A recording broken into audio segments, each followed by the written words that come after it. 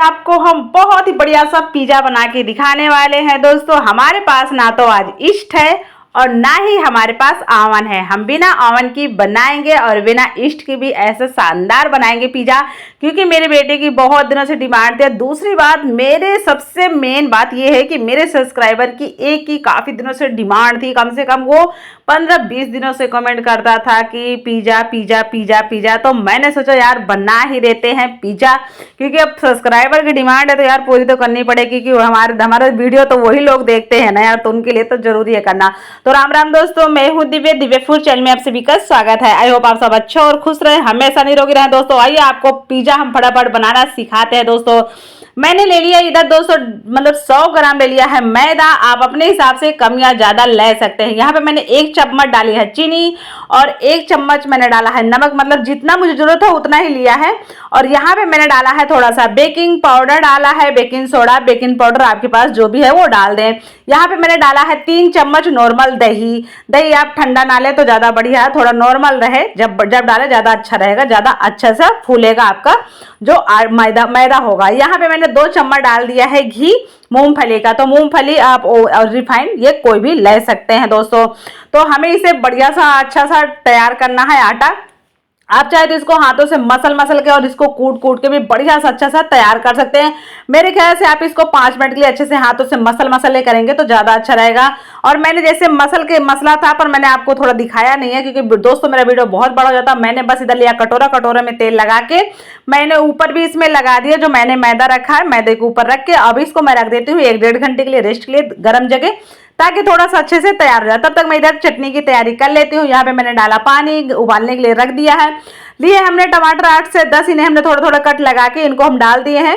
और हमने ये जो मिर्ची ली है तीखी वाली और लाल मिर्च कश्मीरी पाउडर वाली है, तो इसमें मतलब कश्मीरी वाली है, इनको भी लेके हमने इनको उबालने के लिए छोड़ दिया था। उबलने दिया, बढ़िया अच्छे से पक गए। तो इनके छिलके निकलने लगे, आप तब समझ जाइएगा कि आपकी ये जो टमाटर है बहुत बढ़िया से पक गए। आप तभी इनको छान लीजिएगा, इनके जो भी छिलके हैं छिलके निकाल के आप इनको बढ़िया आराम से फिर ठंडा करके थोड़ा सा पीसे, उसकी बात ही पीसे, उससे पहले आप चाहे तो यहाँ पे टमाटर भी वगैरह जब डाले हैं आप यहाँ पे लहसुन वगैरह भी डाल के चाहे तो आराम से पका सकते हैं। पर यही सबसे अच्छी चीज है चटनी, क्योंकि जो हमारी ये पिज्जा की चटनी होती है इन्हीं से बनती है दोस्तों। बस हमने ठंडा होने के बाद पीस के रेडी कर लिया। आते हैं हम फटाफट चटनी बनाने की तरफ दोस्तों।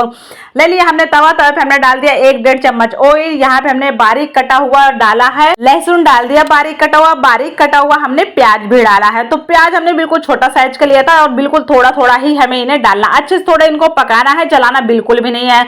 और अब हम यहाँ पे डाल दिए टमाटर मिर्ची का पेस्ट जो हमने पीसा था। और यहाँ पे हम डाल देते हैं थोड़ा चिल्ली मतलब मिर्ची के जो बीज होते हैं वो डाल दिए। और यहाँ पे हमने डाला है ओरियोगेन डाला है दोस्तों, और लाल मिर्च कश्मीरी पाउडर डाला है, थोड़ा नमक स्वाद अनुसार डाला, हल्की सी बिल्कुल हम यहाँ पे चीनी डाले हैं। और व्हाइट वाला हम डाल देते हैं सफेद वाला विनेगर।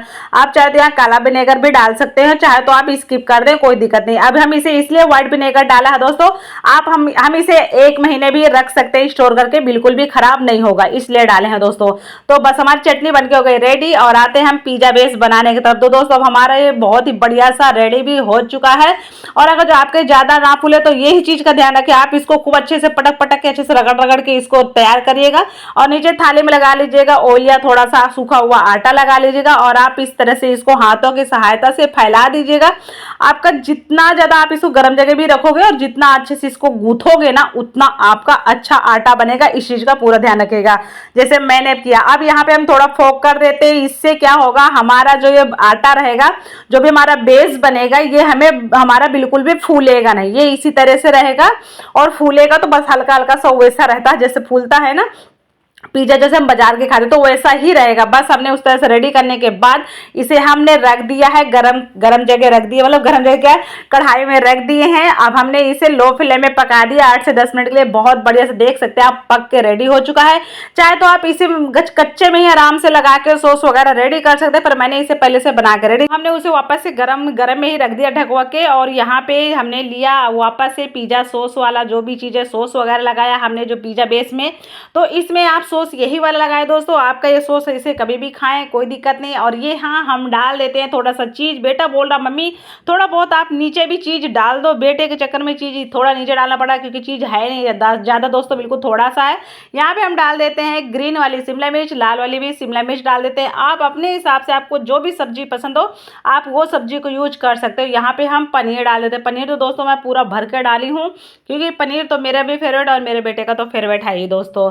और अब यहाँ पे हमें जो भी डाला, चिल्ली डाल देते हैं, मिर्ची के बीज जो भी हैं इसको डाल देते हैं और ओरियो गेंद डाल देते हैं दोस्तों, क्योंकि इससे बहुत ही अच्छा सा फ्लेवर आएगा। मुझे तो बहुत ज़्यादा पसंद है, मैं सच में बोल रही हूँ दोस्तों। ये दोनों चीज़, और जब भी पता है चटनी बनाते हैं बेटा बोला मम्मी बस अब भी बना दो, पिज्ज़ा अब भी बना दो, ऐसे डिमांड करने लगा दोस्तों। तो इसलिए इसको डाले दे रही हूँ, बाद में ना भी डालूँ तो भी चलेगा। तो अब यहाँ पे हम डाल देते हैं जो भी हमारा है चीज़ को हम अच्छे से बढ़िया सा इस तरह से कर देते हैं रेडी, ताकि जो चीज़ रहेगा ना, क्या मज़ेदार लग रहा है चीज़ तो अभी से मेरा मन करा बस अभी मैं इसको फिनिश कर जाऊं। और उसी गरम कढ़ाई में हमने इसे रख दिया है बना के, ज़्यादा समय अब रख दिए हैं। इसे 10 से 15 मिनट के लिए हम हाई फ्लेम में पकाएंगे और ढक के ही इस तरह से पकाएंगे। तो देख सकते हैं पहले था वाइट और अब हो गया हल्का हल्का ब्राउन। तो दोस्तों इसको पकने में बिल्कुल भी समय नहीं लगता, और अगर जो लग रहा है आपका समय और ज़्यादा लगेगा तो आप अच्छे से पका लीजिएगा, समय इसको दीजिएगा, पकने के बाद ही आप इसको निकालिएगा।